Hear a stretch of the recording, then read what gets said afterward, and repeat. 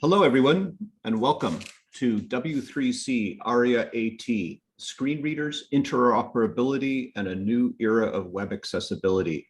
This is Ned Desmond speaking. I'm the executive producer and founder of SiteTech Global. Before we begin this breakout session, a couple of housekeeping items.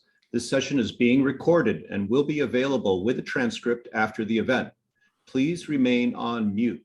If you have a question or comments, please use the Q&A box. And when it comes time to ask questions live, you can indicate your interest in asking a question by using the raise my hand feature found in the participants panel.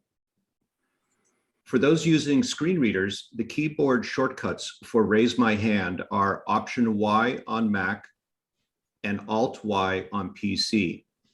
And to mute, unmute, it's Command Shift A on Mac and Alt A on Windows. One of our moderators will call upon you and you can mute and unmute yourself to ask a question. But we encourage people to put their questions into the Q&A box where a moderator will help bring those to the panelists. So we really hope you enjoy this breakout session, and I'd like to turn it over now to our moderator, Caroline Desrosiers. Caroline, take it away. Well, welcome everyone. Great to have you all here. I'm founder and CEO of Scribely, and I'll be moderating today's panel. So this is the ARIA-AT technical breakout session. And if you didn't catch yesterday's keynote, don't worry, we'll do a quick recap before jumping into today's panel topics, which are what the ARIA-AT project is exactly and what has been accomplished so far, and also the implications of this project on the future of the accessibility industry. And today we have a wonderful panel of experts who are ready to just dive right into the more technical aspects of ARIA-AT, as well as answer any of the questions that are coming in live from the audience. So please feel free to speak up and ask your questions. So now I'd like to officially welcome our panel members and invite them to quickly introduce themselves before we begin. And Sina, let's start with you. Hi, everyone. Good morning, good evening, depending on your time zone. My name is Sina Bahram. I'm the president and founder of Prime Access Consulting, and we do a great deal of space in the inclusive design and accessibility space. I'm a light-skinned male. I use he, his, him for my pronouns, and it's an absolute pleasure to be here with you today. Great. And Jes? Hi there, my name is Jes Daigle. I am the engineering manager at Bocoup. I use she, her pronouns. And over at Bocoup, we do a lot of work in the inclusive accessibility space and really focused on making the web a more welcoming place. And I'm grateful to be here. Great. And Wilco, you're up. Wilco Fiers. I work at Deque Systems, he, him pronouns. I am product owner of Xcore and Xlinter, and I have various roles at the W3C, including project manager of WCAG 3.0. Thank you. Michael? Hi, yes, I'm Michael Fairchild, he, him, and I work at Deque Systems too. And I'm a senior accessibility consultant with them, an accessibility coach, and I am the co-chair along with Matt for the ARIA-AT group. Great, and that leaves Matt. Hello, everybody. My name is Matt King. I am a technical program manager for the accessibility team at Meta, he, him pronouns. And I also co-chair, along with Michael, this ARIA and Assistive Technologies community group within W3C, and co-chair the ARIA Authoring Practices Task Force that develops the ARIA Authoring Practices Guide. Great, thanks everyone. So now I'll just do a quick recap of the keynote session and then we'll get right into the questions. So yesterday we explained that screen reader users and users of assistive tech generally often have to use multiple combinations of web browsers, devices, operating systems, and AT to accomplish a task when other people are free to use whichever combination they like to just about anywhere on the web. And because there is no interoperability or compatibility standard for assistive tech and the web developers, web page creators, and accessibility auditors actually have to write and test their pages and fixes against every combination without the benefit of automation and testing tools available for other web development. And as a result, many assistive technology combinations don't get tested. They don't work well with more than 1 or 2 screen reader users and render pages inconsistently. So the time and energy spent on having to custom code and test is also holding back the innovation and advancement of AT like screen readers. So that brings us to today and today's discussion, where the work that has now been accomplished by the W3C ARIA-AT working and community groups over the past years has finally matured to the point where it's now within our grasp to address this inequity and leap forward, radically reducing the time, cost, and energy of creating accessible web experiences, while at the same time increasing quality, reliability, and consistency of those experiences. So hopefully that gave you just a quick recap of what we talked about. And now we'll get into the questions. So we have learned so far that ARIA-AT is a project to make interoperability possible for AT users. And we've heard that interoperability for AT users is essentially a prerequisite for an inclusive web. But what exactly is the project in practice, and what are people working on it actually doing? Okay, so I'll take that. So there's essentially 4 activities going on to make this happen. First, we have to write down what are the things that we expect screen readers to do in specific situations, and we write that in the form of a test. And so we have a team of people that are writing tests. Then we need to, it is quite a lot of work actually to then vet those tests. We run them and gather results and discuss those results within the community group itself. This is before we go to screen reader developers. And we work on resolving things that are not clear to us, like should we test this specific behavior or not? And one screener does X and the other screener doesn't. And is that because all screen readers should do X? Or maybe that's just an optional behavior.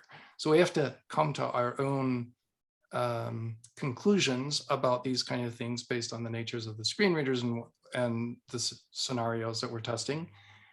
Once we think we have a good proposal for what should be tested, say for a button or a checkbox or a combo box or a menu bar, that kind of thing, then we run those tests and share those results with screen reader developers and begin the process of consensus building.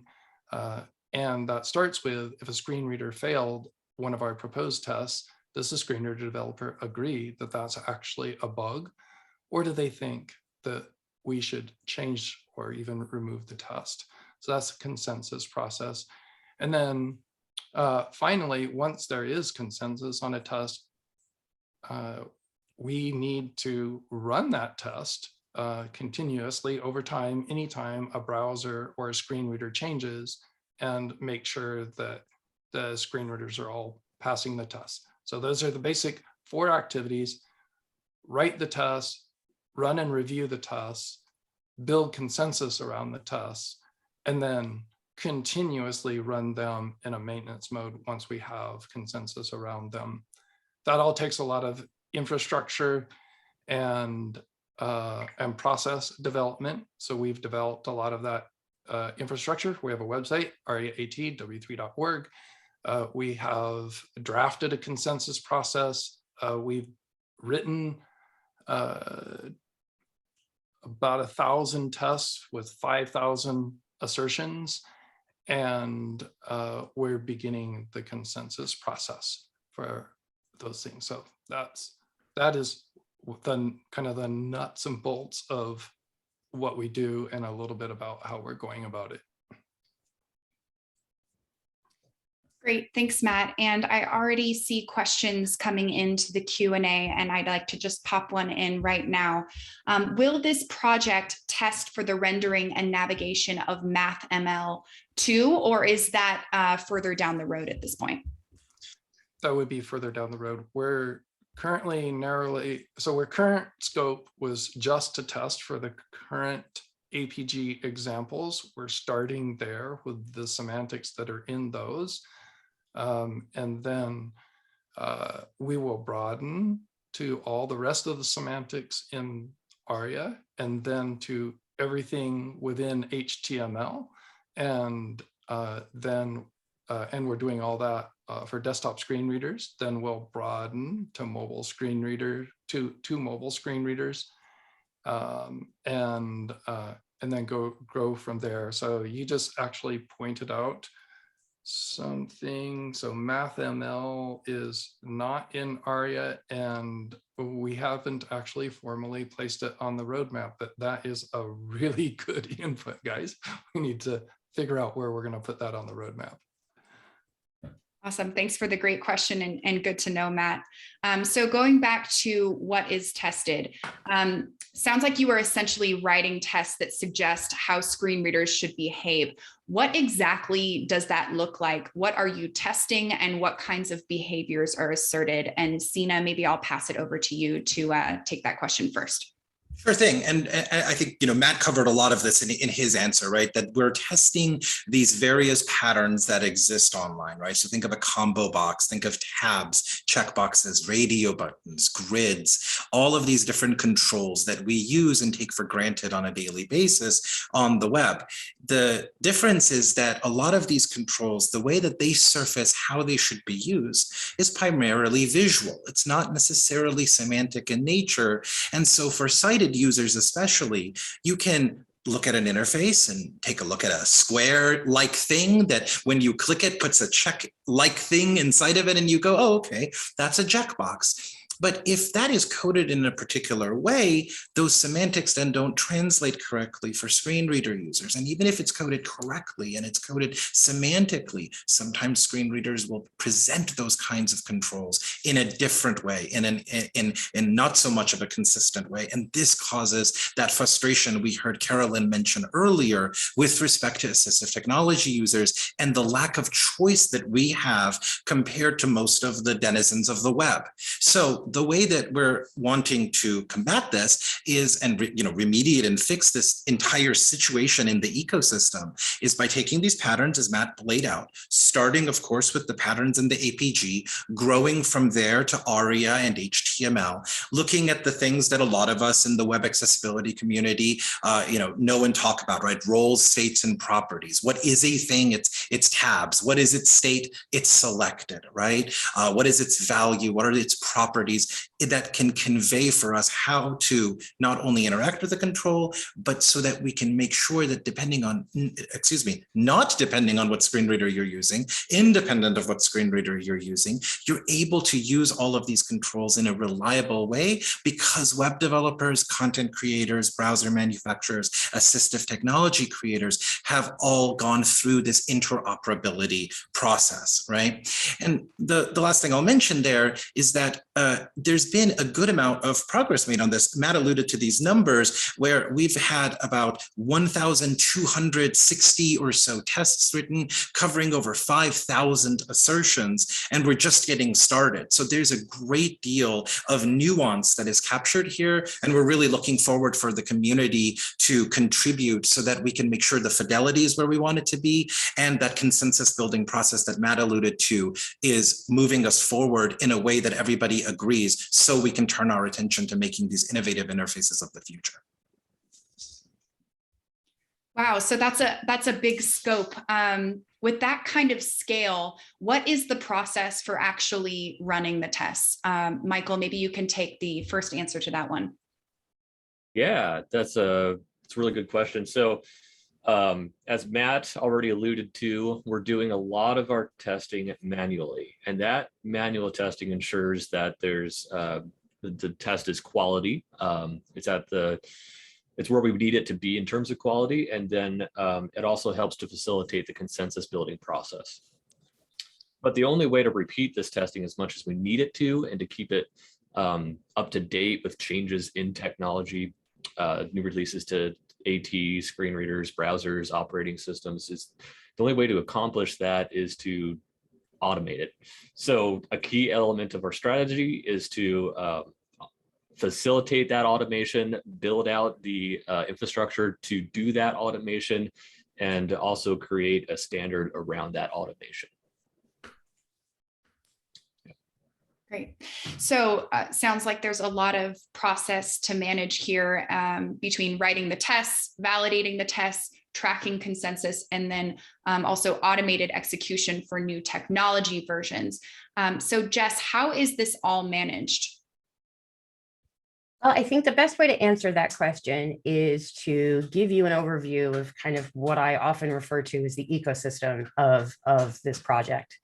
And we've heard a lot about the tests. We've heard a lot about the automated tests and the manual tests. And essentially what happens is these tests are fed into this pipeline where we have a data structure that is specifically designed to support manual testing. It's specifically designed to support automated testing. And when those tests are run by either manual testers or in automation, we then ingest those into the app, and we have a reports page where we can look at to see, what are the results? What's working, what isn't working, with what AT, with what browser, what does that combination look like? And essentially what happens is with that information, that's where we can, that's the data that we're going to use to start building some of that consensus and to start, getting an understanding from a web application perspective, what works, what can web developers use that is really interoperable between ATs and browsers. And it opens up a lot of tools for that as well. That's so interesting. So sounds like significant progress that has positioned this project to grow ultimately. So my question at this point is, what is the timeline and how can others get involved at this point? I'll take that. So we have set a milestone date of end of 2023. And by that point in time, we want to have mature, stable test suites and consensus processes fully functioning for at least 5 screen readers. And so we've chosen 3 desktop screen readers and 2 mobile. That's JAWS, Windows, and NVDA on, not Windows, JAWS and NVDA on Windows, sorry, and VoiceOver on the Mac, obviously, for the desktop. And then VoiceOver and TalkBack on iOS and Android. And so that's the end of 2023. By the middle of next year, so 2022, we'll have, I think, the end-to-end process for everything desktop in place or close to in place, and that will include at least automation on Windows, and that's prototype automation. So this gives a rough idea of our timeline. Getting involved, we've actually put together some resources on the ARIA-AT website. There's a heading, getting involved, at aria-at.w3.org.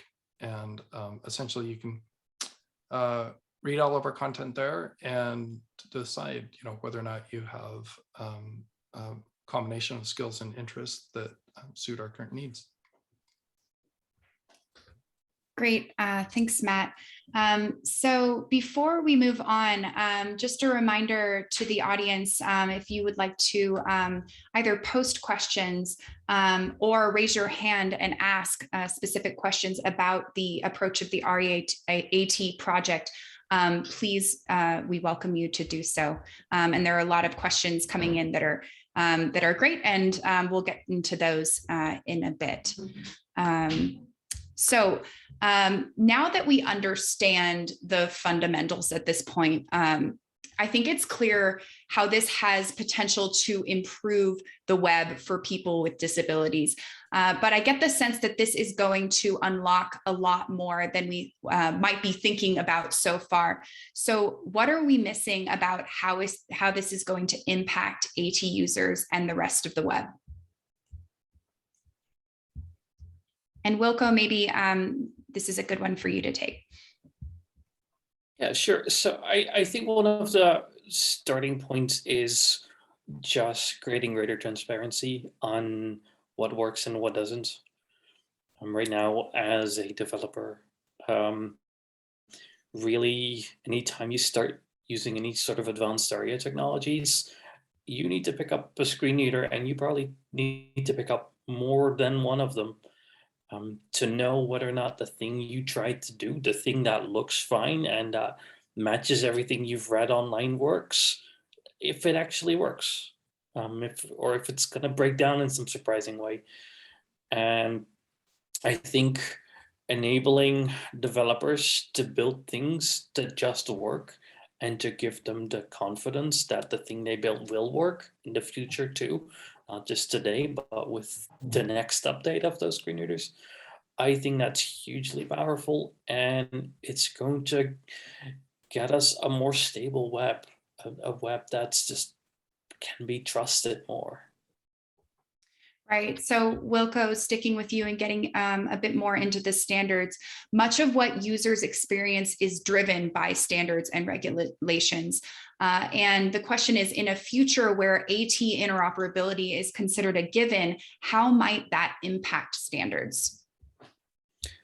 I think the most important change that could bring is that you can trust that standards will have you covered. Right now, the Web Content Accessibility Guidelines version 2.1 and 2.0 had the same thing. They tell you to make sure that everything not just follows the standards, but that it works in assistive technologies, which means you have to do this cross-platform testing yourself every time you build something, rather than actually just building those standards. You really should be able to build just according to the ARIA standard and the HTML standard. If HTML says it should work, if ARIA says it should work, it should work. And there shouldn't be any reason in WCAG or any other accessibility standard for it to fail if you build it according to standard. And right now, that very much is still the case. Got it. Thanks for answering that. So Matt, over to you. What could the impact be on the evolution of screen readers? Yeah, this is actually, this might be, to me, I don't know, there's so many aspects of this that are exciting, but when we think about the amount of energy and effort that goes into sort of what I would call in screen reader development, dotting your I's and crossing your T's, making sure all the words are spelled correctly. It's a tremendous amount of work, just to QA the basics in any technology. And I think it's even harder in some ways in screen readers. And those of us who are screen reader users, especially, if we've beta tested, may have some appreciation of just how difficult it is to keep the screen reader working in a consistent way every time you put out a new update. But I think there are a lot of people who don't appreciate just how much work that is and how easy it is for the screen reader to regress in some way that you didn't even intend as you were making a change. So when we have a way to run all these tests. So I want to make sure that people are clear that when we say automation, it's just the machine doing what a person has already said a good thing to do is. We're not talking about like machines taking over what people do here, but rather it's repeating the tests, running them for regression. That removes a lot of overhead. And now the screen reader could focus a lot more on what kind of features do we want to have to better help support users in specific situations. And in particular, when it comes to all of these ARIA patterns, when you think about it, it's kind of awful that a screen reader user has to know so much jargon, like what's a combo box, what's a checkbox, what's a menu, and that's kind of how they understand the web. And it's not easy today to build a screen reader that really helps people who are newer to all of that language work through it. But if there's common expectations, and if the screen reader knows that those expectations are going to be fulfilled in a specific scenario, it's going to make it a lot easier for them to come up with ways of presenting the web content for new users that's understandable for them. So I think there's a lot of opportunity for innovation in that space. That's great. So I think that folks in the audience are also excited about the evolution impact on screen readers, because there are a lot of questions on that topic. So I'd actually like to move to some questions from the audience. Can someone on the panel provide a specific example of screen reader behavior that would be addressed by this interoperability initiative? For example, JAWS versus VoiceOver behaving differently. Sure. So this is Sina. There's a couple of things. One are like obvious bugs, right? So for example, the state of active descendant, when that's used right now, is completely broken in certain contexts. And so one particular screen reader doesn't actually read combo boxes and drop-down menus that previously worked really well. This is a pretty big deal. Imagine not being able to fill out every single shipping form, every single work timesheet, every single option where you have to choose from a list of things because of a regression, just a bug. There was recently a regression, for example, in math recognition in Chrome. That was another thing that was across the radar. These are all recent examples. And so those are like fundamental, really important things that can get caught very trivially with these kinds of automation tests that we're talking about.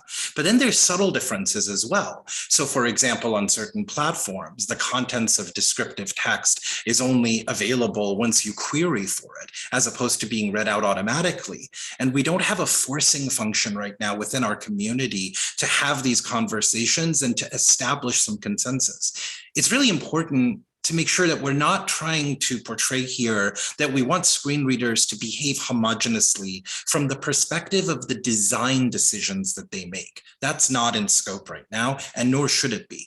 What we are trying to do is make sure the underlying infrastructure is working. And currently, I can say this safely as both a computer scientist and a blind user of the web, it is beyond deeply broken. It is in a terrible, horrendous state. And that's what we're wanting to fix. So think of this as, the fact that in America, for example, we all use the same plug type on the wall doesn't mean that all TVs are the same. It doesn't mean that all microwaves and refrigerators are the same. There's possibilities for tons of variance there, but they all speak the same electrical protocol. We don't even have that right now in the context of the web with assistive technologies. Great, thanks, Sina. So another question on this topic is, do screen reader companies view their different forms of interoperability as flaws or as secret sauce to being a better product over their competitors?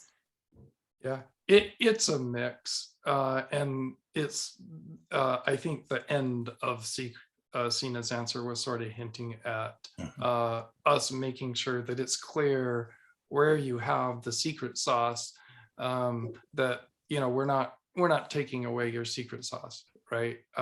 We're actually enabling you to develop more secret sauce, but it's not the kind of secret sauce that is, let's call it, fundamental to experiencing the web. So that if one screen reader has this extra secret sauce, maybe its sauce is it's figured out how to optimize experience for really advanced users in great ways. And another screen reader's secret sauce is it's figured out how to provide brand new users with the most friendly experience they possibly can. What's in the middle of those two is the fact that if I am a web developer and I put an ARIA description on a form input that says these are the instructions for filling out this field, both screen reader users have equal awareness and access to that information. If it's really critical information that has to be made available to all users, whether they are advanced or not, I need to, as a web developer, make sure that that information is exposed to the user. Right now we have a world where it's sort of like if it was all cited users, users of some browsers would see some of the web page, and users of other browsers would see more on the same web page, and we just can't have that. Great. So I can add to that. Oh yeah, go ahead. Yeah, I think there's plenty of room for secret sauce, but fundamentally, assistive technologies is a means of facilitating communication between a content provider and a content reader. And that's the part where it's going wrong. That communication isn't always happening because the information is not understood consistently. That's the problem that needs to be solved here. Great, thanks, Wilco. So switching gears a little bit to talking more about screen reader users specifically, Sina and Matt, as screen reader users yourselves, do you have any concern that interoperability could actually result in homogenization of screen readers and perhaps then have some unintended consequences on the health of the industry or richness of options available to users? None whatsoever. It's exactly the opposite. I'll keep this one short because I know we have a lot of answers in a lot of questions in the chat coming in, but seriously, it's exactly the opposite. We've had a few decades now of a lack of systemic regression analysis and testing, a lack of reproducible quality assurance metrics being used, a lack of interoperability, and a deep lack of equity for persons with disabilities to be able to use the web that so many billions of people around the world take for granted. This is the problem we're trying to solve. The homogeneity is purely one of infrastructure and protocols. It has nothing to do with design language or experiential design in those ways that matter for differentiating assistive technology products.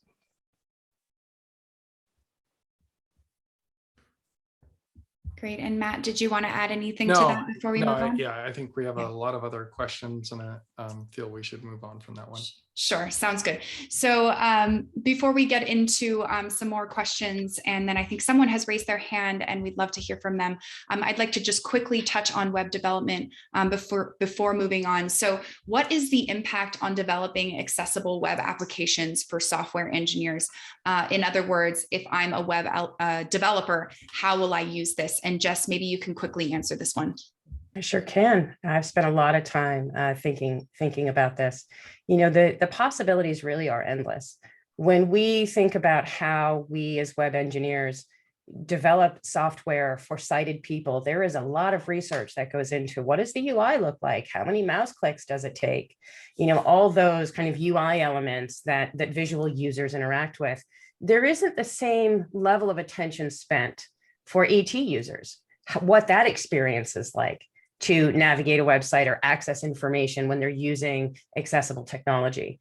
And so what I envision in the future is to be able to, from the ground up, be able to experience the applications that I build from the perspective of an AT user as I do it, one step at a time, to really have an interactive development process where I understand how someone like Matt or Sina will experience what I'm building. And that's just the beginning. I could talk about that all day, but I won't. Well, great. We actually have a question from the audience related to web development. How will these recommendations be embedded into web development technologies, such as popular frameworks like React? Will these changes be adopted into the frameworks so that developers inherently create more accessible experiences? Yeah, I'd like to talk about that briefly. So what we're doing here is by testing the patterns that are in the authoring practices guide. The authoring practices guide provides the coding conventions for each of these patterns. So the way this gets inherited by those frameworks, if they follow the conventions that are laid out in the APG, then they will automatically benefit from these. And hopefully our testing is robust enough that even the things that are, even coding practices that fall within the bounds of the specifications for HTML and ARIA and CSS, things that fall within the bounds but are not specifically coded in the APG would still work robustly, because the way we're testing this with the screen readers should be a sufficiently robust test. Now, just like with web platform test, things crop up in the real world, and the people who wrote the test go, oh gosh, we actually didn't think of that scenario. Something slipped through the cracks, and that's the ongoing continuous feedback loop. The one thing I'll add to that is that with these frameworks, whenever you're reading any of these frameworks and you read the Hello World examples and such, it is so critical to start inclusively and from an accessible place. And so if you're interested in furthering the accessibility of whatever your favorite framework is, React or Angular, et cetera, backend frameworks that generate front-end markup.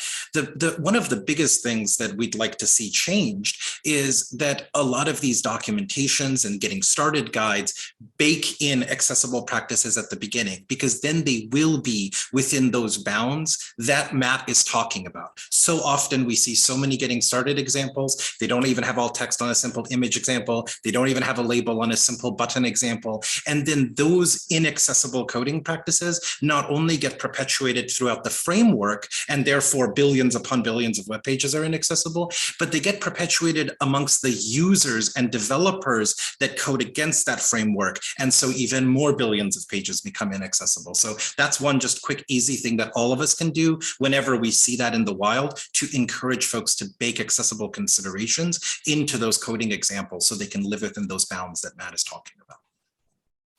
Great. Well, I'd love to add to that. I think another way to look at this is what you can see happening in automated accessibility tools.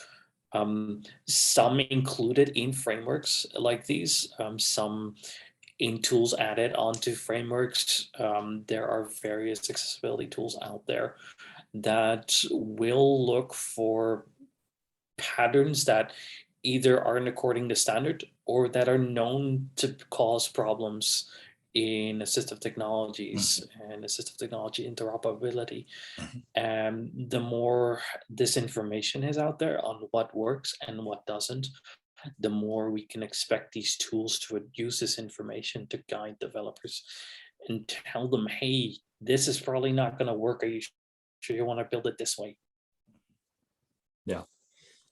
And I'll add on to that too. I think automation plays into this conversation. And in addition to the kind of automation that Wilco was just talking about, I'm specifically referring to the automation to run a screen reader and test output from a screen reader.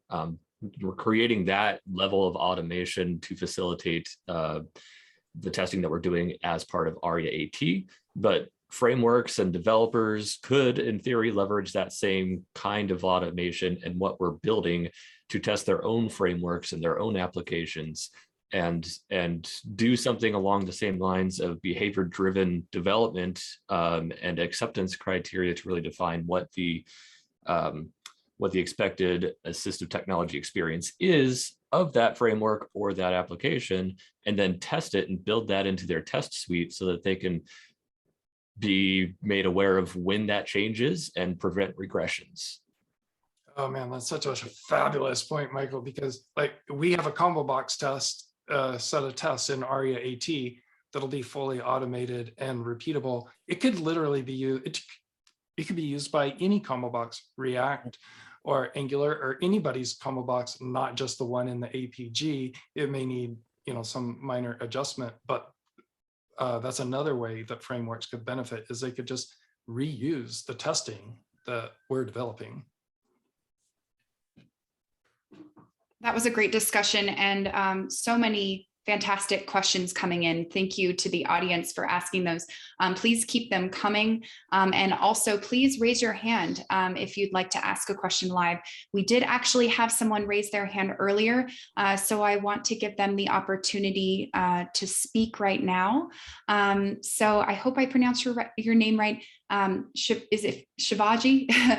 If you could unmute yourself and ask your question, that would be great. Oh, you know what? I think they left, actually. Okay. So they raised their hand and then they left. Sorry about that. I just noticed they dropped off.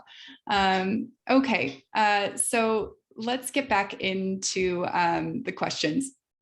So I'd like to talk about accessibility consulting at this point. What is the impact on accessibility consulting exactly? And Michael, if you could take this answer first. Sure. Yeah, so there's a lot of impact on accessibility consulting, and I'll try to keep this short, but it boils down to more robust and reliable recommendations from consultants, and it's going to be easier for us to help companies make their content accessible. It's going to be there's going to be less time trying to find the root cause of a problem and get things fixed. It's going to be easier to provide screen reader training. It's going to be there's the ability to automate screen reader testing, as I just mentioned, plays into that aspect as well, and that then results in clients having fewer regressions, more stable solutions, and better experiences for people that need assistive technologies. Wilco, do you have anything to add to that? Not especially. I thought that you're very right about those things. Okay.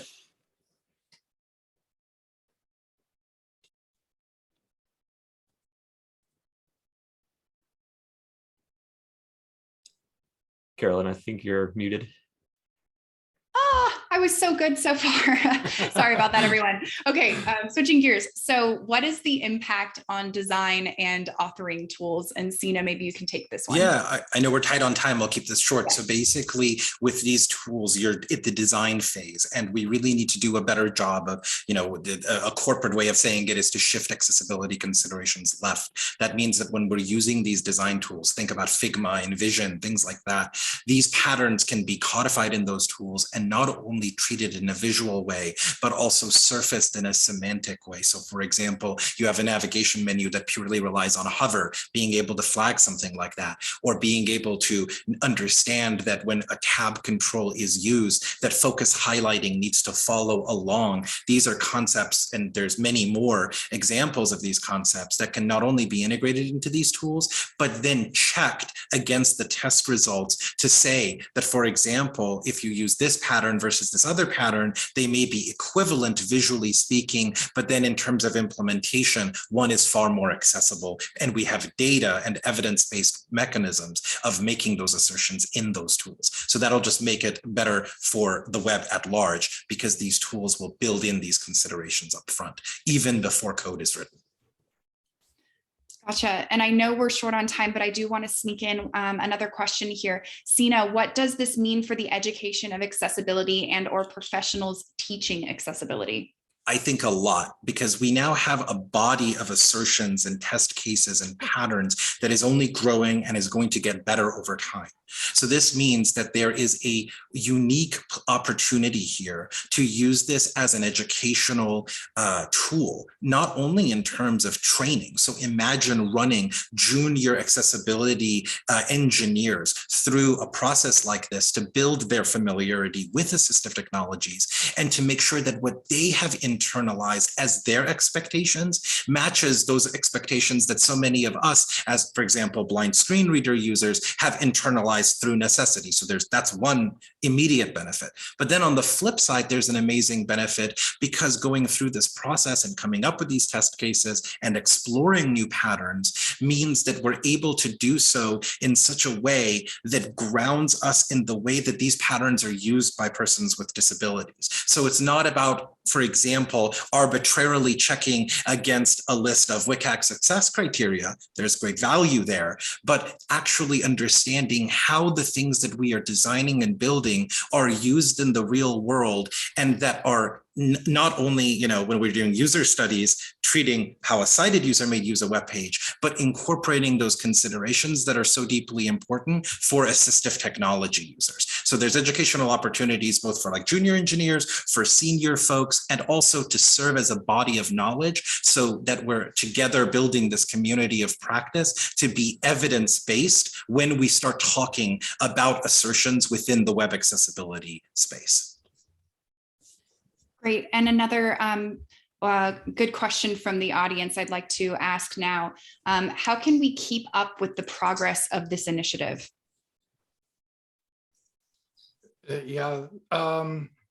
That's a good question, because those of us who are directly involved, it's obviously a lot of chatter and a lot of technical specifics that not everybody wants to follow every day.